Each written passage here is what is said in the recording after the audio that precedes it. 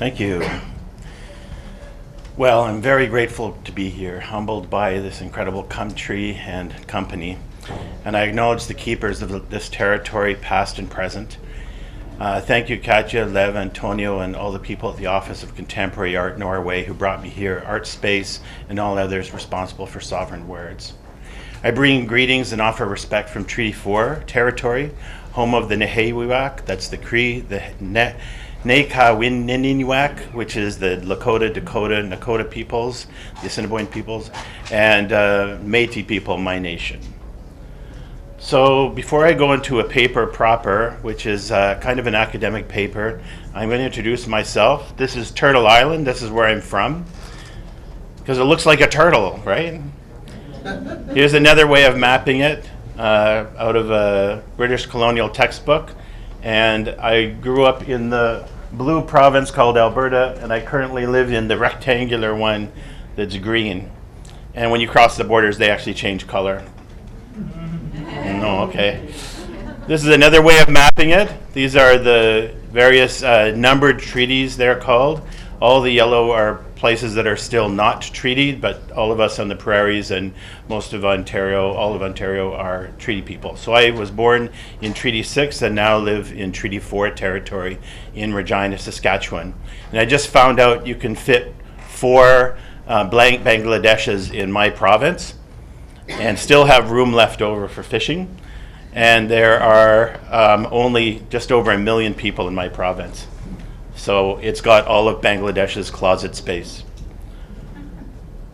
My town is where I now live. I've been living for 18 years, is called Regina, but its real name, its Cree name is Wascana, which means the pile of bones. And we saw this image earlier.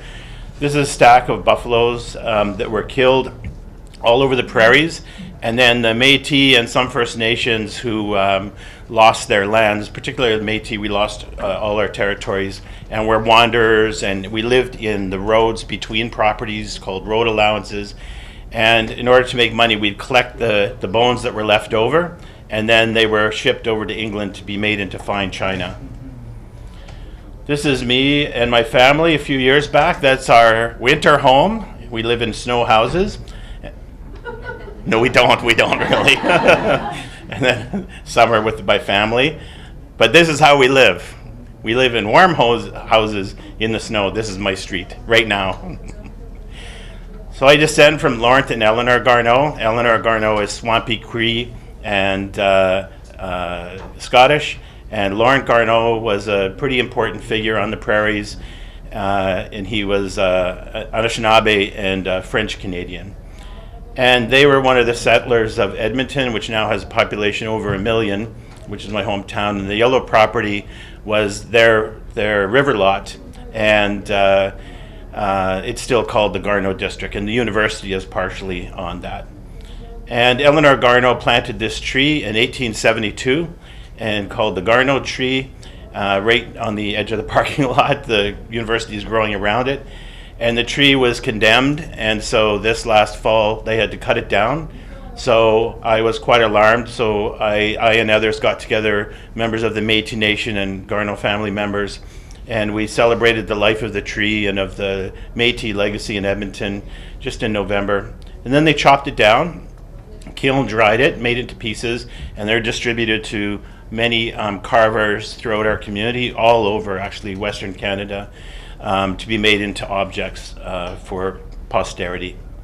These are Humanities, and Jim Brady was a socialist and a fighter for the Métis cause in the 1920s with a group of 4 other Métis people. They were able to set up reserves. We didn't have any settlements or reserves officially, so there were a series of them that he fought for. And then he was murdered in 1967, and his body was never found. So I'm going to show some art. No, it's not enough time. So this is a map that I make. Here's other maps that I make of different important Métis sites, river lots. Here's me surveying the territory by putting a camera outside the car and then painting oil paintings, and then going after roadkill. And I see, sometimes Louis Riel comes into the picture. This is a very large painting because we don't have monumental paintings, so we need them, so I'm making them. And then I also, the teepee you're familiar with is a Métis invention in my view, not really, but I think it is, because the original ones were made out of hide, but then they got cotton from Britain and made this new kind of thing, métissage. So I paint teepee tops, and they're made out of little dots. Yes, I went to Australia, but the dots before I went there, I'm so ashamed.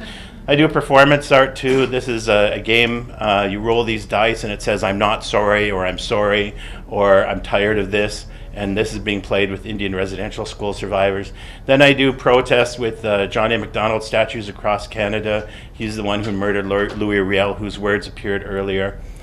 I'm sorry, I'm speaking too quickly, and there's people who don't speak English. The paper I'll read slowly. I just don't have time to talk about the Tuatana Bridge, a public artwork that I'm working on, taking images from Métis culture, and political codes are woven into it. That's my present project. But there's no time to talk about that. So I'm going to read you a paper called Can I Get a Witness? Indigenous Art Criticism. So Indigenous is an emerging category that extends and adapts First Peoples' ways of knowing and being into the contemporary moment, into spaces beyond our home territories. Enabled by advancements in communication, transportation, government policies, and funding, and driven by a sense of urgency arising from the degradations to our persons, sovereignty, and environments, natives from around the world connect with each other to produce international networks, a collective consciousness, and ideas for action. And art is part of this movement. This was an example of Indigenous Futurism's Maria Hupfield from 2009. While Indigenous contemporary artists and curators home in discrete cultures and territories, we also participate in global art worlds and discourses and create objects, texts, performances, experiences, and meanings that blend, bend, and sometimes snap both colonial and customary culture. If our labor is to be more than a tributary to art's mainstream, Indigenous artists and curators must recognize and realize their difference through a sometimes separate critical discourse. If this movement is to thrive as Indigenous creative sovereignty, we need our work to be not only recognized by mainstream witnesses, but engaged critically by Indigenous people. And if we were not to gain indigeneity at the expense of our Anishinaabe-ness, Métis-ness, Musqueam-ness, and so on, our production must be critical for all our relations. This is Terence Uhl, Blackfoot artist. I'm going to talk about one performance piece he does. In plain sign language, Terence Uhl introduces himself to a crowded Toronto classroom. Plain sign language was the Indigenous sign language used through many, many linguistic cultures along the Great Plains in what's now Canada and the United States. Suddenly, after he's done his sign language introducing himself, he is violently interrupted by four men wearing balaclavas and academic gowns. In a high, faux operatic voice, one of them sings the text of a scholarly paper about Indigenous art, while his accomplices roll their papers into clubs and beat the artists. Though staged, the brutality is real. Terence is bruised and scraped, his glasses knocked from his face. The attackers force him to a blackboard where they outline his body in chalk. They also strip him. Only once he is stripped naked do several audience members try to protect his battered, prone body. Eventually, the academic assailants leave.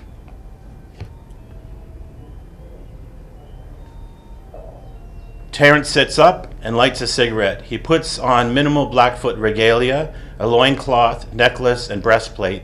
He smears his hands with red paint and presses them to his body and face, sings and washes himself in black earth, cuts off his braids, and buries them in a mound of soil. Istisikua, Blackfoot for He Is Tired, was, Terence claimed at the time, his last work as a performance artist. In a response to the event, Alison Cooley writes that the performance reads as an allegory for being an Indigenous artist in Canada, being categorized, canonized, valorized, commodified on the market and in academic theory, even while being subject to the colonial aggressions of nationally sanctioned racist policymaking and individual everyday violences. The performance reminds Cooley of her passive complicity in the casual oppressions of natives. She explains that her failure to disrupt this in Uhl's performance and in her own life is due to, quote, colonial power that makes us all vulnerable, reproduces our differences until we are too female, too poor, too queer, too triggered, too weak, too scared to intervene, close quote. It's a powerful concession. Cooley's account is sincere, thoughtful, and empathetic. The description is evocative and the analysis perceptive. Aligning herself with Aboriginal struggle as a fellow subject of colonialism displays self-reflexivity and effective solidarity. She shows how colonization distorts everyone. That she attended the performance at all, that she wrote about it, that she did so with intelligence and sensitivity is admirable and helpful. Witnessing, and she describes herself as a witness, is crucial to conciliation and the possibility of a non-colonial future. However, this is settler business. The text centers a non-Indigenous subjectivity, hers, and the consciousness it aspires to raise is also non-Native.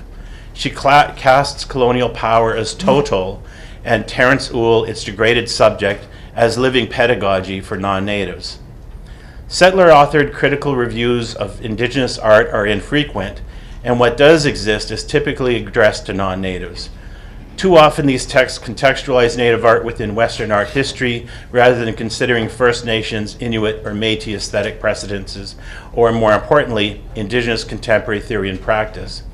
Many writers avoid criticality altogether, liking or disliking work on seemingly universal formal or subjective grounds, or offering profiles that highlight biography over critical content. Even the better reviews generally turn on familiar tropes of injustice, the suffering Indian, and white guilt solidarity. This is fine as far as it goes. Much Aboriginal art, after all, complies with these tropes, and we can always use a witness, one who will be listened to. But when the Indigenous is visible only when in proximity to white witnessing, and the subjects of these writings is non-Native consciousness, it is important to recognize them as settler texts, an important genre, but of limited use for Indigenous people. Cooley's reports of Uhl's performance. We recognize, this is quote, we recognize these motions as newly, I think it was back there, we recognize these notions newly as manifestations of something that was always there, not beyond Uhl's experience, but beyond our own. In this fascinating rhetorical construction, the author uses the royal we to encourage readers to join her as a collective, enlightened Canadian consciousness, our own. This entity is an unsettled settler witness, touring the already always there, seeking not to homestead, but to see what can be seen. Refreshingly, Cooley establishes an ethical horizon for inquiry. She recognizes that there are Native worlds beyond her gaze and beneath her feet, and that she will not encroach upon them. Here and in recent settler accounts of Indigenous art generally, there is a respectful, non-penetrative reflection that acutely gazes outward and inward, an emphasis on insightful witnessing, but a reluctance to touch and be touched, to get physically involved, to engage the body and other senses. So I have a little caesura in the text here, and there's no example, so I want you to imagine your context and see if this makes any sense. There is a type of non-Indigenous witness who hungers for scenes of Native incident, and I'm not referring to Alison Cooley here. Watchers who stray with purpose among the urban disasters of capitalist colonialism, hoping to catch sight of a spectacular degradation.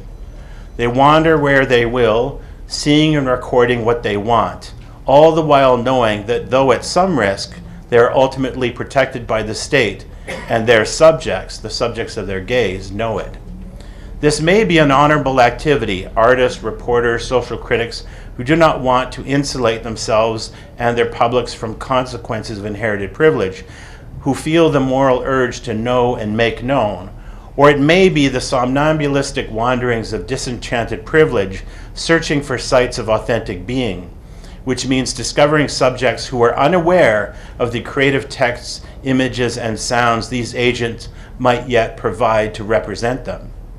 Whatever their apparent motive, from an Indigenous point of view, one sensitive to the subtler manifestations of settler collective unconsciousness, this form of witnessing, of a specific looking for, looks like colonization, not by settlement, but by survey. The scopophilic colonial witness produces its aboriginals through notice, record, and interpolation, rather than producing relations by being with. These are panopticonic flaneurs, whose cover is a cool glazed surface, unsoiled by tactile experience, but whose insides roil with affect and with the frisson of their disturbing presence. To the Indigenous scout, they are the settler avant-garde who occupy territory by pressing their right of free passage, privileged bodies walking in dominion, strolling as a sovereignty exercise. Not only do they claim land through conspicuous surveillance, they affirm the integrity of the settler body and the self as a mobile, clean, autonomous, but protected agent, and other than the grounded, messy, dependent, dangerous, and unknowable native. Picturing Terence Uhl cleansing his beaten body with earth, singing, cutting his burying his braids in a pile of soil in a Toronto classroom. His performance is medicine, an antidote to the ocular-centric and textualized self, and the prophylactic disaster tourist manifesting destiny. What initially looks like an Indigenous degradation becomes redemptive ritual, echoing Blackfoot ceremonies that include self-mortifications of the flesh. The inverse of the panopticonic flaneur, Uhl enters the heart of witness and stays put, despite the beating, in a hyperbolic demonstration of the impossibility of native passage through settler territory unscathed. He does not flee, beseech authorities, or explain his actions. He endures with his ceremony, language, and dignity intact. And when I called him up about the essay, he wrote back and he said, "Something my pops told me when he finished his first Sundance, and I asked him what he thought. He said, 'I now know why us Indians are here alive. It's because we have this Sundance, these ceremonies. The old Indians knew that if you have only your song, prayer, spirit, and your body, you will endure and survive. You will have everything.'" Settler reviewers tend to narrate Indigenous contemporary art as expression, creative illustrations of the pre-existing and already known, rather than as research, as forms of questioning, of striving to generate new knowledge, new sensations, new feelings, thoughts, and intuitions, and new identities. Terence's performance cannot be digested by the language, precedents, and theories of mainstream art alone. It is neither a spectacle of Blackfoot culture for settler consumption, nor something Blackfoot people would entirely claim. Fresh art, art before art history, critical art, art worthy of criticism, is not reducible to culture. It is a new thing emerging from the multiple sources that shape Uhl, but that he has now sufficient agency to interrogate and reshape. His is action ahead of thought. If Indigenous artists completely understood what they were doing, oh, this is a good one, hold on. If Indigenous artists completely understood what they were doing, they would be making customary art. They would be expressing their culture through its distinct received forms. The confidence of customary artists comes from knowing what they're doing and knowing that it has a place within the culture their work embodies.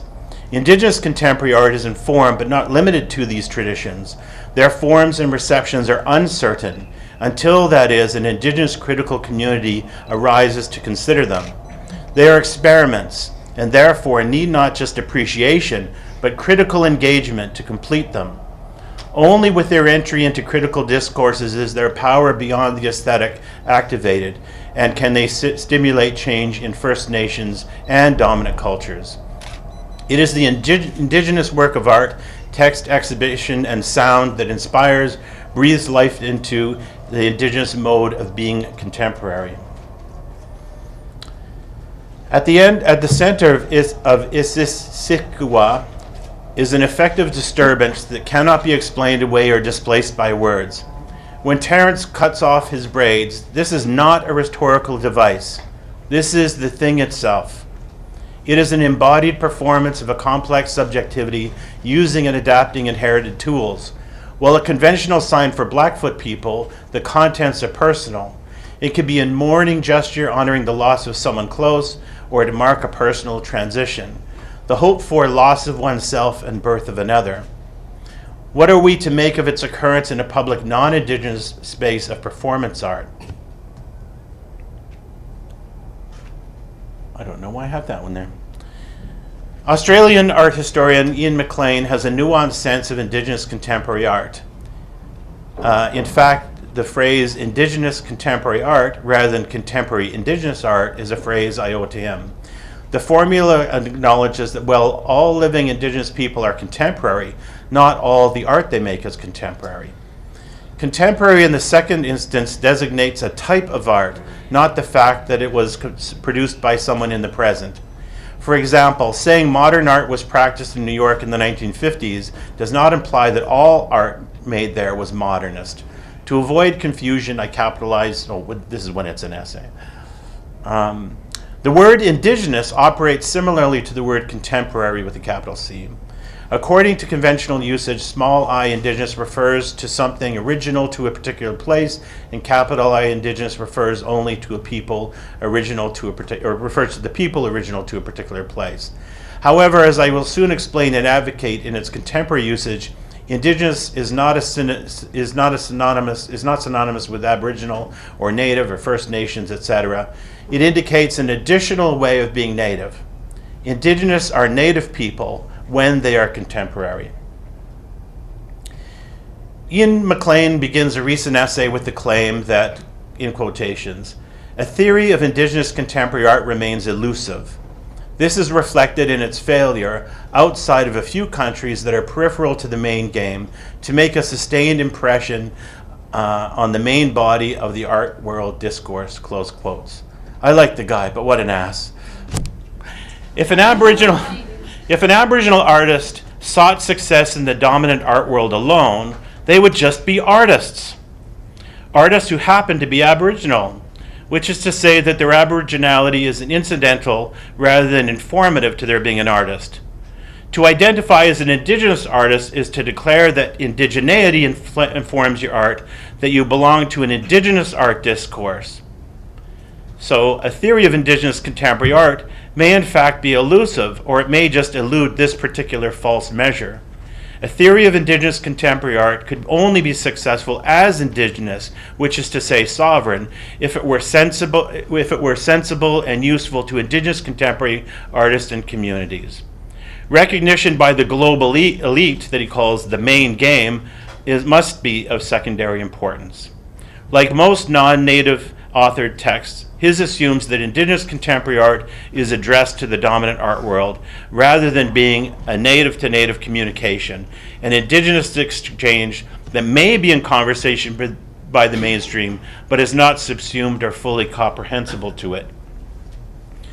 To engage Ull's performance as Indigenous, we must recognize it as addressed to Indigenous us. It takes place in a university. To the student, the Indigenous in training, Ull offers a dramatic version of what lays ahead, what it feels like to be both an academic subject and the subject of academic inquiry, rendered by a chalk outline. He warns that while the position Indigenous artist resembled its dominant culture complement, it is always accompanied by the burden of not just difference, but the colonial drive to know, to contain, to absorb, and to mortify. The Indigenous subject in a non-Indigenous environment is exhausting. He is tired. Terence also warns about the consequence of losing touch with your body, the earth, and home culture as sources of knowledge and being in this abstract site, of following too closely the protocols of witness and whiteness and the danger of aesthetic distance. Well, you don't have to be Indigenous to understand Indigenous art. It helps. Oh, no way.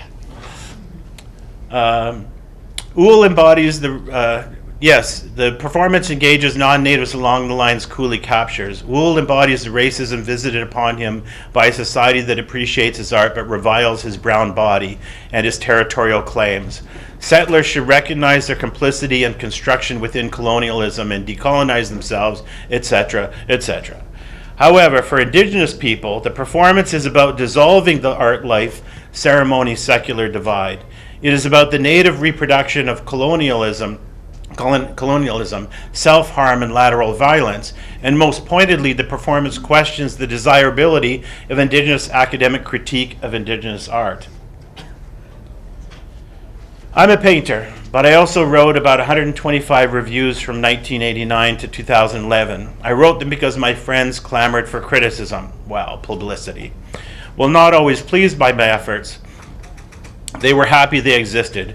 Critical art writing is not just press, but discourse. It records and generates thinking, nudges readers, art production and display. Reviews deepen the arts community and share its doing beyond its borders. Until the turn of the century, I wrote almost exclusively about non-Indigenous artists for non-native publications. I wrote nationally and internationally, and I wrote for avowedly anti-colonial, non-commercial publications like Fuse and Parallelogram. But even there, I had white readers in mind. Like Cooley, even when I wrote about Indigenous art, I cast myself as an implicated go-between, educating settlers, petitioning them to let us in and take our art seriously. It wasn't until the late 2000s that, like Terence, I admitted exhaustion and temporarily retired from this service. I wanted to discover, produce, and critique the performance of indigeneity from within itself rather than from a settler gaze or guise. I wanted to be, talk, and think with Indigenous people about and through our art and lives rather than being a native informant, teaching and entreating the dominant culture's embroidered fringe. That's a good line, right? Art as dominant culture's embroidered fringe. I like that. Indigenous contemporary art, you know what, if I'm running out of time, I'm going to skip like all this beautiful stuff. Okay, so I'm going to talk a little bit about Métis-ness. Prior to European contact, people did not conceive themselves as Aboriginal. What they called themselves, in the case of the Inuit, usually just meant the people. Every group also had other names, appellations given them by native others to indicate a significant difference. The Cree called the Inuit Eskimos, which meant eaters of raw meat. Recognizing the independence from both settlers and First Nations, Cree called us, the Métis people, Uptimsimwak, the people who own themselves.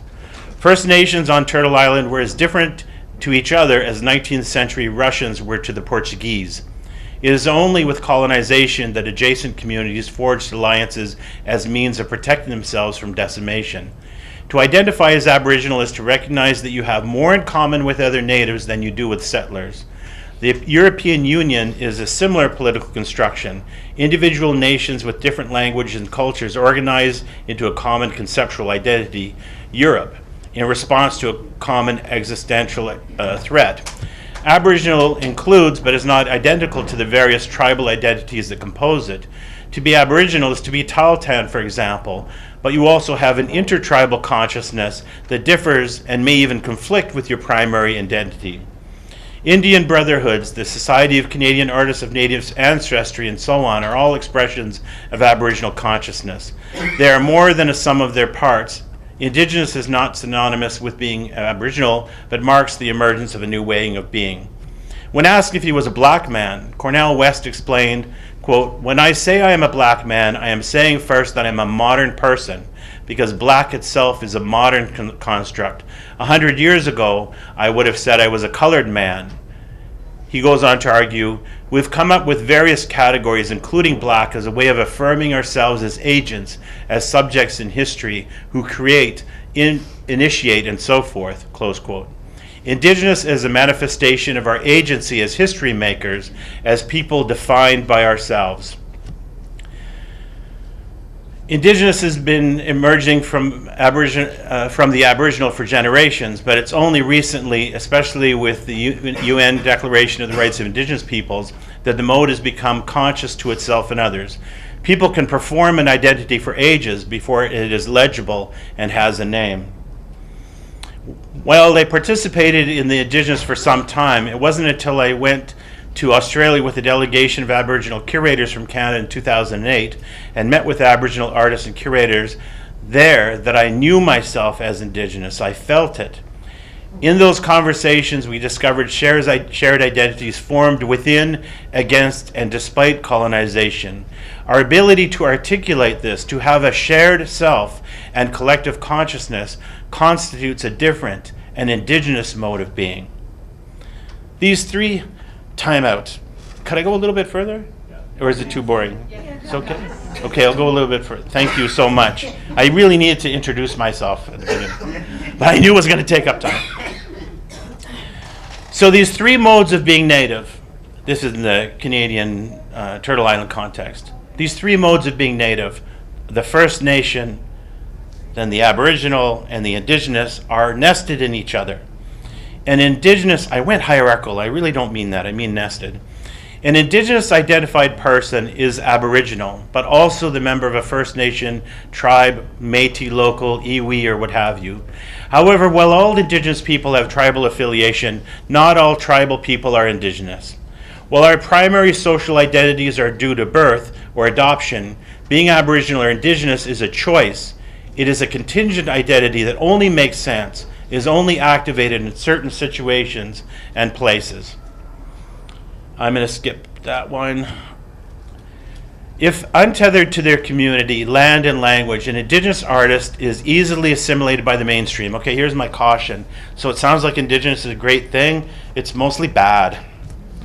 If untethered to their community, land, and language, so if you're Indigenous, see yourself as hierarchical, going past the political, which is the Aboriginal structure, and going to the bottom where land, all our real identity and meaning is. If you just see yourself up here, you're a free-floating signifier. If a person identifies as a Haida artist, for example, they are saying they're not only an artist, but one claimed by a specific community, and that relationship implies responsibilities to that community and its customary culture. If you identify primarily as an artist and you consider your tribal affiliations as incidental, you may just be an artist.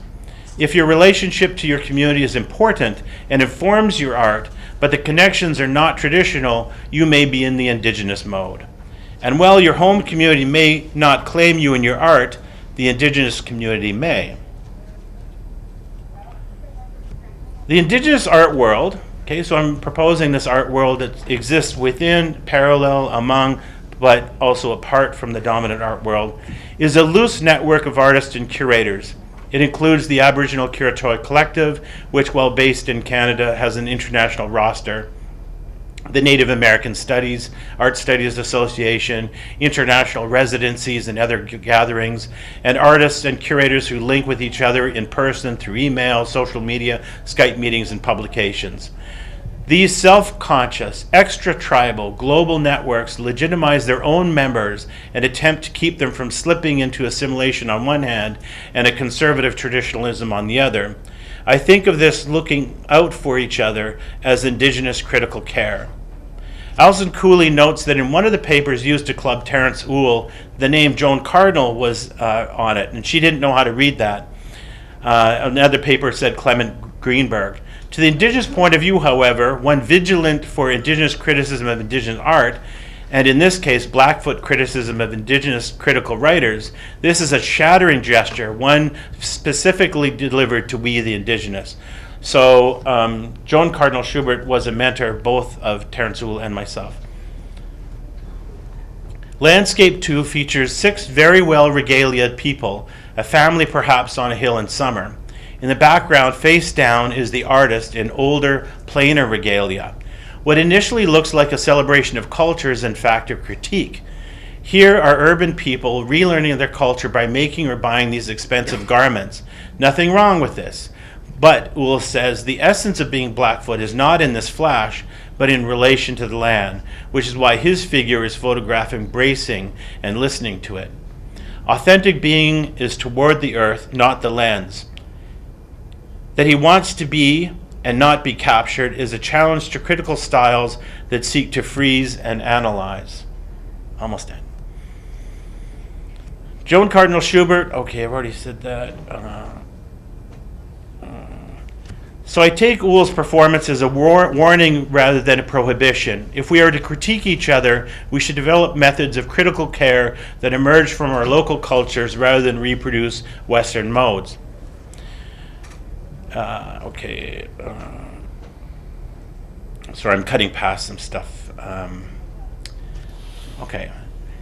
Whatever you say or otherwise publish is delivered with care because you are accountable to your tangible and virtual neighbors. Indigenous critical writing is interested rather than disinterested. There is no critical distance of the modernist sort in Indigenous criticism of Indigenous art. Unlike adversarial Western criticism, Indigenous critical writing is creative dialogue with art and publics. It is co-responsive. Axiomatic to Indigenous criticism of Indigenous art is the assumption that Indigenous art is both part of and apart from the mainstream. Indigenous is content determined by its members. Perhaps the most interesting moments of contemporary Indigenous criticism of Indigenous art appear not in print or online, but in semi-formal meetings of artists, curators, and critics. These are mostly Indigenous only or primarily Indigenous, face-to-face dialogic and productive exchanges with people who understand that they are in fundamental long-term relations with each other. I'm thinking of the moments between formal panels at conferences and most recently of gatherings developed, for example, by Candace Hopkins and Dylan Robinson for Indigenous Acts, Art and Public Spaces at UBC. Candace and I have held similar circles at Banff, and this one was one I organized with Michelle LaVallee in Regina for Moving Forward, Never Forgetting. These circles often begin with short papers or presentations that stimulate a sharing of experiences and ideas, but most of the time is spent sharing ideas as non-hierarchical and as generous a manner as possible. Okay, I've got 2 minutes left. I was going to skip over this one, but it's too funny. The philosopher Arthur Danto argued that the end of art occurred in 1964 with Andy Warhol's Brillo boxes. Previous to that, art objects were organized by a Hegelian force called art's history, which progressed. Signs of collapse appeared as early as Dada and Duchamp, which never quite fit the idea of art's forward march. But Warhol delivered the coup de grace, writes Danto, because his sculptures contained their own theory. They are conceptual objects. Unlike previous works that required art history and philosophy to explain them, fuel and guide them, Brillo boxes embodied what they represented. This sort of art is self-aware and no longer needs philosophy or art history. In fact, these philosophical objects became agents that challenged and influenced philosophers such as Danto. There are no longer philosophy subjects, but colleagues freed from the essentialist and external discourse. Art production can go in any direction it liked. Pluralism, he predicted in 1986, would forever reign. There would be no art movements, only individual artists and curators doing their own thing. And this is what's happened, at least in the dominant art world. So I'm at the end here. Contemporary art is the name of art after the end of art. What ended was not art, but modernism. What fell into incredulity was art and criticism that imagined they were progressive forms of revealed and universal truth, rather than agreements among similarly trained elites. Artwork or critical writing that attempts to revive these old things are always, and ways are nearly always zombies, non-critical art market twitches, artificial resuscitations of the formerly living. Why would Indigenous artists want to participate in such a world? Why would Indigenous theorists seek as a measure of success whether we make a sustained impression on that necropolis? That we only make a sustained impression in the periphery, that is our centers, makes better sense. While the dominant discourse loses its faith in its meta-narratives, the Indigenous continues to learn and embody its worldview, not as the view, but our views, the ones that make sense of us in our territories. Indigenous art is the name of our art after the end of Aboriginal art. It marks the end of our reproduction of the colonial. It acknowledges the restoration of creative sovereignty, not as copying heritage, but innovating form and identity through art production and critical care. Indigenous is the recognition that colonization happened to First Peoples around the world, that we can learn from each other, learn how we were unmade, and how we might restore ourselves in the contemporary moment. Indigenous criticism and Indigenous art in Indigenous modes is the next step for our critical creative sovereignty. Thank you. Sorry I went long.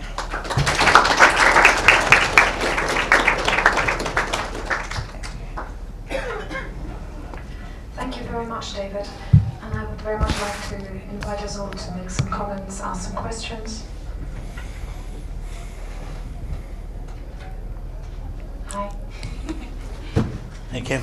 Thank you so much. A lot to think about. I'm just interested in this idea of critical care coming from culture and not using Western modes. And I just wonder if you could just give an example of that and some of the work you've done. Well, I like the notion of the curator as one who cures. And I mentioned in New Zealand a while back, I like puns, I like plays on words, and the notion of the Western curator as one who cures like one cures meat, freeze dries something. Whereas the Indigenous curator literally cares, and is not just a keeper of art objects, it's a move from the object, the fetishization of the object, to the relationship. So the relationship with the receiver, the relationship to the maker. I will quote the Great Lakes Consortium, which is a group of Indigenous and non-Indigenous scholars around the Great Lakes of North America. Universities, colleges, museums who have Indigenous holdings. And so what they do for their website is you go and they see the museum, and usually there's a display, of a basket. You see the profile of the basket, oh, that's so beautiful. Then the ethnographic information, who collected it, the shortest, it's as concise as possible. This is the thing, the non-Indigenous is about being concise and expedient. The Indigenous is always slower. Okay, so that's important right away. It's more, it's extra. And in the case of this display, they've got a column on the right-hand side, and you see women, 3 women, say, Indigenous women with white gloves on, holding the basket and turning it around. And of course, they want to look at the inside, see how it's made. I remember one woman was talking about how instead of ash in this band, it used another wood, a willow or something. And she said, well, that must be before 1927 because we had the fire and this kind of, all this knowledge came out in discourse. And rather than compile it down to the facts, the author just let it all spew out. So you've got the audio, the visual, and the textual, and it's extra, it adds more. But it's about the relationship. In that case, the whole archive is turned away from the display and connoisseurship to the idea that things are going to be made again. So the making changes the orientation of the space. So that would be an example. In my own practice with that bridge, I'm being undone by that bridge. I'm a good painter. I think I'm a master, but I decided that bridge needed 400 paintings, and some of them are 21 feet long. Some of them are only a few inches long, but I couldn't do the whole thing myself. So turning it over to other people is really hard, but I did it. But also in going to the communities, I would say, well, here's what I want to do. They'd say, oh, okay, and they'd give me images and ideas I already had those. They're great. And then I'd go back later and show them what I can make. Oh, if you can speak that way, if you can make things that way, then now you have permission to do these things. And then I come back again, they said, well, no, you can do that. Now we're going to tell you the real story. And then I want you to put this on there, but we're not going to tell you the story. But you have the craft to be able to. Anyways, so the authorship is actually totally fading away. So that's one thing. But it's a light feeling to not have the burden of authorship. I went off on a tangent, sorry.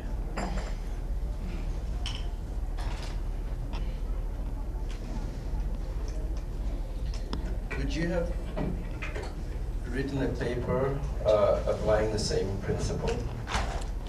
Pardon me? Could you have written a paper like just the one just read, applying the same principle, maybe giving up your authorship? No.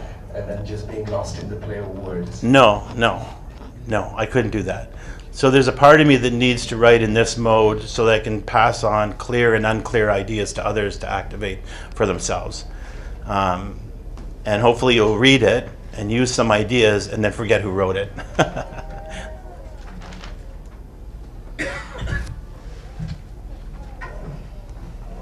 just have a question about the types of spaces you feel that criticality can really come out, because you mentioned some spaces that work better when they're not in the mainstream press, and the balance between opening up critical spaces and sort of avoiding misunderstandings from mainstream community. So at least 10 years ago, but certainly 8 years ago, I was wondering why I was tired all the time, going to conferences, giving papers, getting nice nods, but I didn't feel like I was activating anything. And when I decided to go, not exclusively to Indigenous sites, but almost always only, or primarily, suddenly I was feeling light when I left. A burden of new things yet to do, but a lightness. So just the camaraderie, and part of it is the being able to not have to explain all the different levels, but get to something deeper. But it's very difficult to do that. Very hard, right? Very hard. When I did the circle in Regina, I thought there'd be a symposium afterwards, had it all planned out. We had about 40 people, and we just ran around the circle telling each other our stories, and that took the whole three and a half hours. And that was good enough. But sometimes you need more and more days just to get to the point. And certainly meetings on the plains, when people would be deciding about what to do for leadership or war, they would take days and days. The Indigenous takes longer. It's always longer. But so I also talk about sovereign display territories, sovereign Indigenous display territories, places that are meant for Indigenous people. And if you're non-Indigenous, you go to those places and realize you're not welcome, then it's doing its job right. Doesn't mean that they're making you feel alienated. You're alienated by your difference. And that's something Indigenous people feel all the time in the other kind of context. That doesn't mean there isn't productive spaces for Indigenous and allies meeting. And the more that allies listen, and then they can enter discourse rather than needing to fill the discourse with their wonderful observations, things do happen. That was a little snipey. I wanted to bring in writing a few years ago in Black Wave publication in Australia by Clotilde Bullen around succession planning as also being a core Indigenous practice in different nations. Absolutely. Contexts. And a good case in point is Ian McLean, to my knowledge, not having supported Indigenous art criticism to come and replace him in Australia. Yeah. One of the reasons, Leoli's on the board of the ACC, and a really welcome project. If anybody else is interested, you should join up. And what's great is all of the curators are also artists. And one thing that I loved about the first meeting that I went to 10 years ago was it began with an honoring of Robert Ewell. And most sessions honor those elders, art elders. And they're in the Indigenous, right? The art elders, the elders of the Indigenous art movement. It's so important.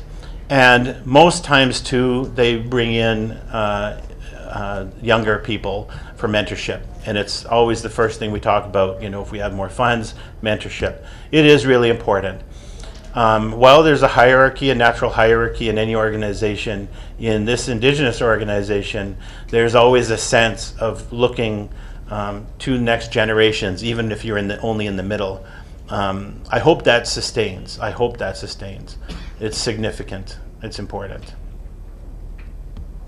But you're right, in terms of Canada, I don't know about Australia or other places, there's a huge crop of PhD Indigenous people coming out, and it's going to be an explosion. It's going to change everything. It already is. I really like what you said about contemporary Aboriginal art sort of really only being just a consideration until there is a critique. And I've always sort of thought, related to my work in that way as well, that it's a proposition, really. It's a question or something, in a physical form that then we can discuss. And always how my family feel about my work is really critical to how I feel about that. And so in that space, actually I want to talk about the Black Wave, same publication. I interviewed my mentor, Richard Bell, in that, and I asked him why he, as my elder, thought it was important that I continue to identify as Aboriginal, because I could just pass as white and, actually have really clear pathways and, perhaps make a lot of money and not have any cultural obligations or none of these sorts of things. And he said, if you don't identify as Aboriginal, you submit to the colonial project and you continue the genocide. And I was really struck by the potency of what he said, because I'd never really seen it in such a powerful way. I'd always been looking in a continuum space of family and continuation. So, yeah, after that I realised that one thing that absolutely defines us as our cultural processes is a practice of remembering, not forgetting. Colonialism is a process of forgetting, and these things became very clear after these conversations. Yeah, and I like to bring the body into this, and I like the phrase of, figuring in the sense of thinking, but also refiguring, re-embodying. That's why the practices of performance artists appeal to me so much. As I say, when Terence is cutting off his braids, it is, I don't know what the other Aboriginal or Indigenous communities do, but that is one of the most powerful individual gestures, but also recalls the taking of hair in the Indian residential schools, so many things. And so it's a personal gesture, it's a collective gesture, but at the moment of performance, it's what does it mean now? And so people lean in, what does it mean now? And the power of the artwork, as you suggest, or as I was claiming, only comes in when people start answering those questions, and not in your own head. That's fine. In your own head is a form of modernism, right? In our collective heads, in our voices, physically with each other, that's when it has power, because then we're looking for agreement and disagreement, and then it's readiness for action.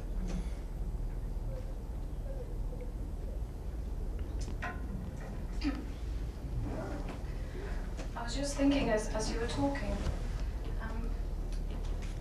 could we imagine perhaps I was just thinking, looking at a sort of timeline of a world of ideas, a modern world of ideas, and if we think about the European avant-gardes as being reignited by looking at what they call the primitive, or if we think about that moment in the 60s, Euro-American 60s, when again modernity was reignited through looking and caring for Indigenous philosophies that they appropriated in many ways.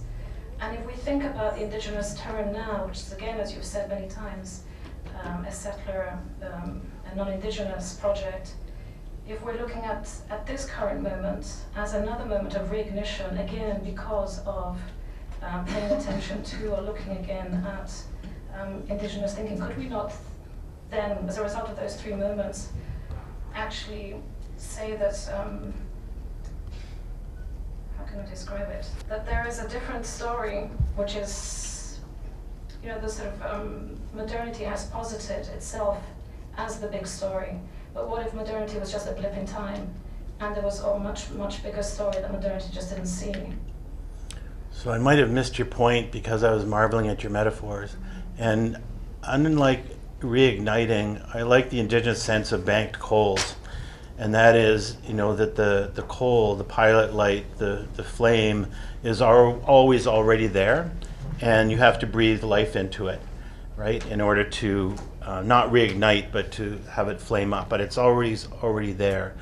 And finding the source of that for who, individual or the culture changes from time to time. So I'm not a postmodernist who's against the Enlightenment project in that sense. There's always something. I'm going to tell a story. Peter Maurin, I just love Peter Maurin. He's an Indigenous performance artist, Tahltan guy. and for moving forward, never forgetting. He said to me, he's going to do this thing with books. We're going to wash books. Okay, that's going to be bad. No, and he comes in, he has about 100 books, and they're all anthropological tomes, kids' storybooks, things where Indigenous people are misrepresented. But he goes through these books and he says, you know, these books, people put a lot of time and energy into these books, right? They can't be bad in themselves, right? And so he and his people washed every page in a medicinal tea, sang to them, drummed for hours. Then he laid them out for the performance, for the installation on a big blanket. And then when that was done, he went across Canada digging holes and replanting the books into the ground so they could be returned and have another life. And so again, there's not this sense of beginnings and ends. There's always this continuation. But also, again, in Peter's case, he's a profound artist of critical care. And so revivals, yes, certain things get tramped down and buried, and then they come back. But when you talk to children, children know what's right. And if you describe Indigenous ways of being and capitalist, corporatist ways of being, we know what's right. But how do we get off of the circuit, or find, better still, a mid-space in between? I think that's part of our task. So I don't want to oppose modernism with postmodernism or something. I want to talk about non-colonial activity, which doesn't worry about that stuff. It's art and criticism as if this weren't a concern. So I was hearing various times during this conference where people were trying to reduce Indigenous people to numbers or economic use. It's not to concern ourselves with that. You know, that's somebody else's business. Just like the settler text, that's settler text business. It's good to look at it and see what they're saying from time to time, but it's not the way to inform ourselves of ourselves.